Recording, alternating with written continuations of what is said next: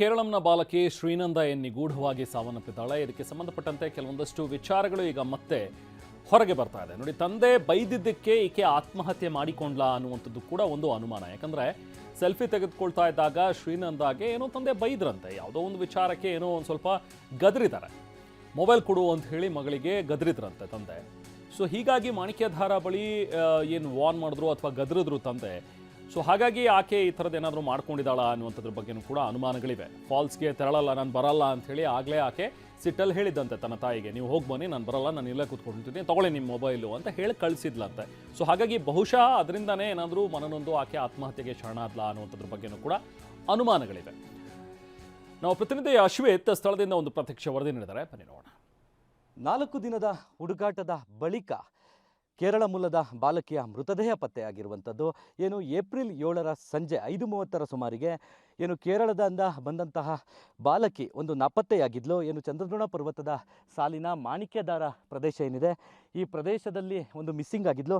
ನಾವೀಗ ಬಾಲಕಿಯ ಮೃತದೇಹ ಏನು ಸಿಕ್ಕಿದೆ ಅದರ ಕೆಳಭಾಗದಲ್ಲಿದ್ದೇವೆ. ನಾವು ನೋಡ್ಬೋದು ದೃಶ್ಯದಲ್ಲಿ. ಈಗ ನಾವು ಏನು ದೃಶ್ಯದಲ್ಲಿ ತೋರಿಸ್ತಾ ಇದ್ದೀವಿ, ಇದು ಮಾಣಿಕ್ಯಧಾರ ಪ್ರದೇಶದ ಕೆಳಭಾಗ. ಅದರ ಪಕ್ಕದಲ್ಲಿ ನೋಡಿ, ಆ ಗುಡ್ಡ ಏನಿದೆ, ಆ ಗುಡ್ಡದ ಕೆಳಭಾಗದಲ್ಲಿ ಏನು ಜನಗಳಿದ್ದಾರೆ, ಅದೇ ಪ್ರದೇಶದಲ್ಲಿ ಬಾಲಕಿಯ ಮೃತದೇಹ ಪತ್ತೆಯಾಗಿರುವಂಥದ್ದು. ಏನು ಈ ಬಾಲಕಿ ಮಾಣಿಕ್ಯಧಾರದ ಒಂದು ಪ್ರವಾಸಕ್ಕೆ ತನ್ನ ಪೋಷಕರೊಂದಿಗೆ ಬಂದಿದ್ಲು. ಈ ಒಂದು ಬಂದಂತಹ ಬಾಲಕಿ ನಿಗೂಢ ರೀತಿಯಲ್ಲಿ ನಾಪತ್ತೆಯಾಗಿದ್ಲು.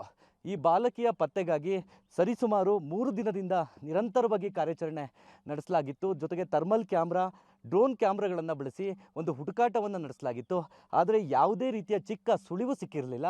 ಇವತ್ತು ಸಂಪೂರ್ಣ ಅಂದರೆ ಮಾಣಿಕ್ಯಧಾರದ ಕೆಳಭಾಗದಿಂದ ಮೇಲ್ಭಾಗದಿಂದ ಕೆಳಭಾಗದವರೆಗೂ ಕೂಂಬಿಂಗ್ ಕಾರ್ಯಾಚರಣೆಯನ್ನು ಮಾಡ್ತಾಯಿದ್ರು. ಈ ಸಂದರ್ಭದಲ್ಲಿ ಬಾಲಕಿಯ ಮೃತದೇಹ ಪತ್ತೆಯಾಗಿದೆ. ಸಂಪೂರ್ಣವಾಗಿ ಕೊಳೆತ ಸ್ಥಿತಿಯಲ್ಲಿ ಬಾಡಿ ಸಿಕ್ಕಿರುವಂಥದ್ದು. ಆ ಬಾಡಿಯಿಂದ ಬರ್ತಿದ್ದಂತಹ ಸ್ಮೆಲ್ ಏನಿದೆ, ಆ ಸ್ಮೆಲ್ ಬಂದಂಥ ಸಂದರ್ಭದಲ್ಲಿ ಏನು ANF ಸಿಬ್ಬಂದಿಗಳು ಹೋಗಿ ನೋಡಿದಂಥ ಸಂದರ್ಭದಲ್ಲಿ ಬಾಲಕಿಯ ಮೃತದೇಹ ಸಿಕ್ಕಿರುವಂಥದ್ದು. ಪ್ರಮುಖವಾಗಿ ಬಾಲಕಿಯ ಮೃತದೇಹ ಏನು ಸಿಕ್ಕಿದೆ, ಆ ಒಂದು ಪ್ರದೇಶಕ್ಕೆ ಪೊಲೀಸರು, ಅವರ ಕುಟುಂಬಸ್ಥರು ಸೇರಿದಂತೆ ಸೋಕೋ ಟೀಮ್ ಕೂಡ ಹೋಗಿರುವಂಥದ್ದು, ವೈದ್ಯಕೀಯ ತಂಡ ಕೂಡ ಅಲ್ಲಿ ಹೋಗಿರುವಂಥದ್ದು. ಏನು ನಾವು ದೃಶ್ಯದಲ್ಲಿ ತೋರಿಸ್ತಾ ಇದ್ದೇವೆ, 2,000ಕ್ಕೂ ಅಧಿಕ ಅಡಿಗಳ ಎತ್ತರದಲ್ಲಿ ಇರುವಂಥದ್ದು. ಆ ಒಂದು ಪ್ರದೇಶದಿಂದ ಈ ಕಿರಿದಾದ ಜೊತೆಗೆ ಇಳಿಜಾರಿನ ಪ್ರದೇಶದಲ್ಲಿ ಆ ಒಂದು ಬಾಲಕಿಯ ಮೃತದೇಹವನ್ನು ತರಬೇಕು. 100 ಸಿಬ್ಬಂದಿಗಳು ಕೂಡ ಅಲ್ಲಿರುವಂಥದ್ದು.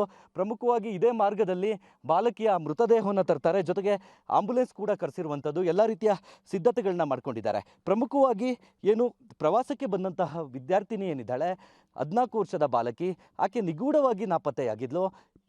ಆದರೆ ಇವತ್ತು ಒಂದು ಶವ ಸಿಕ್ಕಿದೆ. ಇದು ಸಾವೋ, ಹಿಂದೆ ಆತ್ಮಹತ್ಯೆಯೋ ಅಥವಾ ಕೊಲೆಯೋ ಅನ್ನೋದನ್ನು ಪೊಲೀಸರು ತನಿಖೆಯಿಂದ ಹೊರತರಬೇಕಾಗಿದೆ. ಕ್ಯಾಮ್ರಾ ಪರ್ಸನ್ ಹರೀಶ್ ಜೊತೆ ಅಶ್ವಿತ್ ಮಾವಿನಗುಣಿ, TV9 ಚಿಕ್ಕಮಗಳೂರು.